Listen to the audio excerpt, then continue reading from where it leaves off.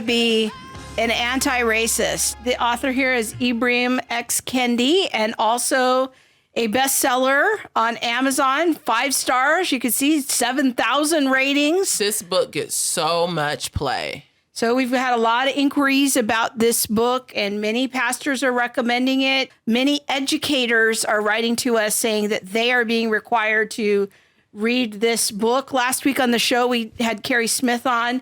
We talked a little bit about Kendi's desire for an anti-racist constitutional amendment. Mm-hmm. Yep. So walk us through Kendi's book. Tell us a little bit about his credentials and what his point of view is, his worldview.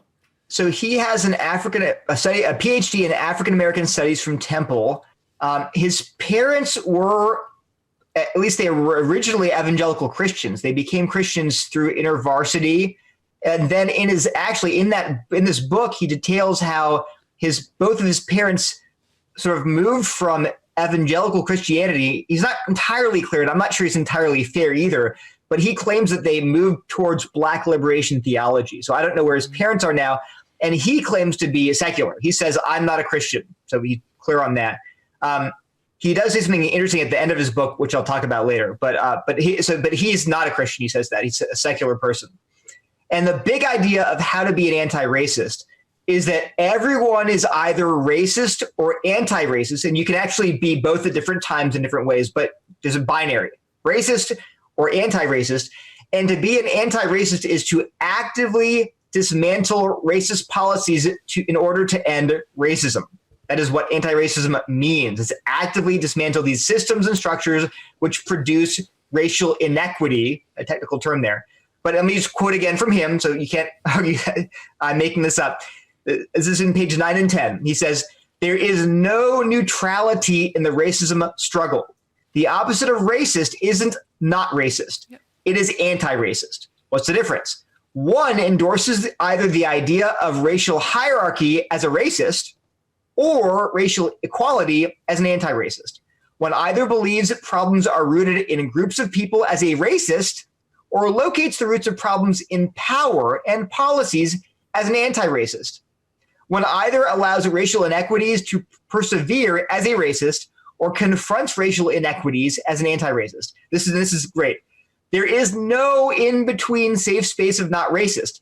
The claim of not racist neutrality is a mask for racism. The language of colorblindness, like the language of not racist, is a mask to hide racism. So I really appreciate how critical race theorists tend to be very clear. They're not like these postmodern authors who the language is so convoluted, it doesn't make any sense. The sentences are like 80 words long. Critical race theorists, for various reasons, tend to be very straightforward. They repeat things multiple times. So Kendi's very clear. You're either a racist or you're an anti-racist, where he's going to pour meaning into what an anti-racist is. But if you're like, I'm not that, the only other option is racist. Okay, so that's the big idea. Yes, and I agree with you. I love it because of the clarity. Like, I don't have to ask questions. I said what I said. That's the stand. It's like, I said what I said. Did you not hear me? But people, I feel like they don't want to hear. Obviously, he didn't mean it. Yeah, they come on our page all the time, and they're like, that's not what he means. Why don't you believe it? My mother would say, you must not believe fat meat is greasy. I still don't really know what that means today, but somewhere around here, I feel like that is applicable. You don't believe what people are putting right before you. Like, they are basically just saying, I said what I said. You don't like it, that's your business. You a racist. But I still said what I said. How are you going to write into somebody and maybe they don't come your way? I don't know why. I'm going to start forwarding you the letters. But people come in and they be like, he didn't mean that. When he obviously was just displaying his hurt and trying to say, no, he wasn't. He wasn't trying to say nothing. He said what he said. Oh, come on, cousin Neil, come through. D'Angelo especially, I find her clarity admirable. So her books, they have glossaries of terms. They're like, what does this term mean? Oh, look it up in the glossary. She has call-out boxes in her. I just finished her book, what does it mean to be white? And she'll say something in the text, then she'll call it out and repeat the same words. Then like literally 10 pages later, she'll say, remember now, and have the same box and say, don't forget. And she'll say it again. So it's not, and this is a published 300-page book, right? It's not like a slip up. This is very clear. Yes. And I also read his earlier work, Stamped from the Beginning, where these same ideas, not entirely, but the same ideas are there too. So, and he's been interviewed by like Ezra Klein. You know, he's been on TV shows. He really believes these ideas. He's very clear. So anyway. So what do you think if you were to look at Kendi's book, what would you see as being helpful? What could you? Don't look at me. Don't look at me like that. I need to sit back and see this one myself. Don't look at me like that. I'm trying to. I was like, I thought we was gonna skip that question, but go ahead. Let me see what we got. What could be helpful? Yeah, again, I'm struggling here because I think that if you take these books as they're intended to be taken, then there's very little that's helpful. So in other words, if I said, well, here are the things that I took away from the book as a Christian, and I repeated them, if Kendi were on air with me, he'd be like, I don't believe that. Like if I read D'Angelo's book and said, what I took away is that I need to be more humble about race, she would say, I didn't say that. Where are you getting that? I don't believe that. That's not what I said. So I want to be careful not to take away things from this book that they wouldn't themselves affirm. So, I mean, I don't know. I guess some of the data about racial inequalities are true, racial disparities. I mean, that's the data. But it's important to realize that in this entire way of thinking, critical race theory tends to see disparities as discrimination. So it's actually, Kendi says on page 11 of his book, Stamped from the Beginning, he says to be an anti-racist, to believe in racial equality, is to realize that all racial disparities globally are solely due to racial discrimination. Let me say that again. I almost memorized that. I'm not sure it's word for word, but he says this idea clearly, and I have the quote on my website. All racial disparities globally are solely due to racial discrimination. If you believe that racial disparities are due to both discrimination and other factors, and any other factors, he would call you an assimilationist racist. So he has two kinds of racists: segregationist racist, assimilationist racist, and anti-racist. And to claim that disparities are due to anything, so both discrimination and anything else, that would make you an assimilationist racist. So anyway, so he does include data about disparities, and by definition, in his mind, disparities equal discrimination, and to deny that is to be a racist. But that said, the data he presents is true. It's just data that's out there. There are disparities. They're often quite large, and as Christians, we should think through those and think about the causes. And certainly I would affirm that absolutely part of the disparities are due to discrimination. But obviously, and this is where I skip ahead to my criticism, just if you think for half a second about that kind of claim, it just completely crumbles. The idea that it's all discrimination. For example, 75% of the NBA players are Black. There's a tremendous racial disparity in the race of the NBA players. Are you really going to believe that is due to discrimination, pro-Black discrimination by NBA owners? Well, no, I don't think that's true. No one thinks that's true. Another example that would be that Indian Americans, their median household income is over $100,000 a year for Indian Americans. That's a huge racial disparity there, or it's an ethnic disparity. But are you really going to believe that Indian Americans make that much money because of discrimination in favor of Indian Americans? And people like Coleman Hughes have pointed that out over and over to Kendi. Like that claim, it's ludicrous, but he keeps making it. So I don't know what you want to do with that. I mean, he doesn't really engage in public debate with people who disagree with him, but he keeps saying these things, and I think they're just obviously false. So I skipped ahead to critique, but no, that's good. No, yeah. And I think too, I'd like to have you really drive home the point that for Kendi in his framework, being part of the endeavor of being an anti-racist also involves advocacy for equity for other oppressed groups. Yes. And so when Christians go down this path thinking, oh, being an anti-racist means I don't want to be a racist, they don't really understand the technical definition for it, but they don't realize how it's hooked to all of these other aspects of critical theory. And when you're speaking out and using your voice, it like you said, it actually is almost like a train, like it's attached to everything else. Yeah. And he would, if you said, well, anti-racism just means not racist, right? He'd be like, wrong. Not racist is racist. Right. So it's just people don't know what's being said exactly. So it's important to understand this is technical language you're using. When you say things like white privilege, white fragility, anti-racism, you're using technical terms, whether you know it or not. It'd be like talking about justification or sanctification or the Trinity.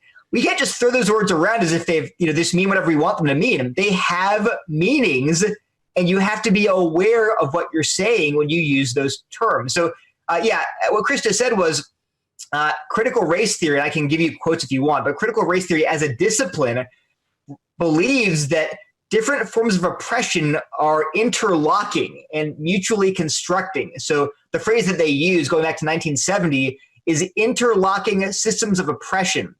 So they would see racism, sexism, heterosexism, transphobia, classism, ableism as all intertwined and inextricable. And so Kendi completely buys into that framework. So he says in his book, this is on page 159, 189, and 197, here's just some quotes. He says things like this: anti-racist policies cannot eliminate class racism without anti-capitalism policies. Anti-capitalism cannot eliminate class racism without anti-racism. To truly be anti-racist is to be feminist. To truly be feminist is to be anti-racist. We cannot be anti-racist if we are homophobic or transphobic. To be queer anti-racist is to understand the privileges of my cisgender, my masculinity, my heterosexuality, and their intersections. Read what he is saying, folks. He says, you say, I'm anti-racist, but I don't really buy into all that. No, stop. Time out. He says you cannot be anti-racist. That's not how this works. That's not how this works. Yeah. I kind of, for Christians, it'd be like saying, I'd like to be pro-life, but I'm going to oppose euthanasia, but I'm not going to oppose abortion. You're like, that's not how pro-life works. Yeah. Or I want to be a Presbyterian, so I want to believe in Jesus, but I don't want to baptize my infants. You're like, do you understand what Presbyterianism means? There's a whole theology behind why I'm not Presbyterian, by the way. I'm just saying that. But you can't say, I'm going to be Presbyterian, but I'm going to believe this, but not this, and this, but not this. When they're saying, no, you can't do that. You can be something else, but you can't be Presbyterian. Right. The same way he's saying you cannot be anti-racist. Now, you could say, well, why should he define anti-racism? Well, that's a question in the chat, actually, Neil, is anti-racism, is that a term that was invented by Kendi? No, this goes back before Kendi. I'm not sure he coined the term anti-racism. But that said, at the very least, you have to acknowledge that when people today use that term, this is like a #1 Amazon bestseller, #2 Amazon bestseller. This is out there. The title is literally How to Be an Anti-Racist. Yep. You can't act like, well, that's just him. And it's more than that. Critical race theory as a discipline says exactly the same thing. I'll just read a quote for you from it's Harper, Patton, and Wooden. They say, critical race theory critiques claims that one can fight racism without paying attention to sexism, homophobia, economic exploitation, and other forms of oppression or injustice. That's 3 critical race theorists summarizing one of the core tenets of critical race theory. So, and this is not like just Kendi or just Wooden or just Kofi Kumasi this is what they believe. And so at the very least, I would urge Christians to not throw this term around as if it just means nothing. It means something. You better look up what it means before you use it. And the example that I like to use is the phrase reproductive justice. You say, well, I'm going to use that phrase in this way. Well, okay, but you realize that 99% of the rest of the United States uses that phrase in a particular way. So whether or not you define it differently than they do, it will hinder your communication if you use that phrase and don't say something like, oh, I don't mean I'm pro-choice. They'll be like, well, then what on earth do you mean? Because that's how I use the term. Yeah. In the same way, don't use these technical terms and then import random meanings of your own devising to them. Use them. I mean, communication is about being clear, helping them to understand what you mean. And so if you don't mean that you believe in interlocking systems of oppression, then maybe don't use that phrase. Pick a phrase like, well, I reject racial prejudice. Now, they'll immediately tell you that's not what we mean. Well, good. At least you've communicated yourself clearly, because they're saying now, well, it's not what I believe about anti-racism. You've been effective in telling them what you actually believe, and that's why they're challenging you. This is the last point. To Kendi, he said, what is his worldview? I would argue that anti-racism is his religion. Now, that's actually a fairly common theme among anti-racist and critical race theorists. They say they believe that it's an identity for them. I can give you quotes for that at that. Let me just tell you from Kendi's book, pages 14 through 17, he talks about how his parents became Christians through InterVarsity, and they joined the Black Power movement. They began reading the work of James Cone. And for them, so Cone actually talked to Kendi's father and said, a Christian is one who is striving for liberation. And Kendi writes, receiving this definition was a revolutionary moment in Dad's life. Ma had her own similar revelation in her Black student union that Christianity was about struggle and liberation.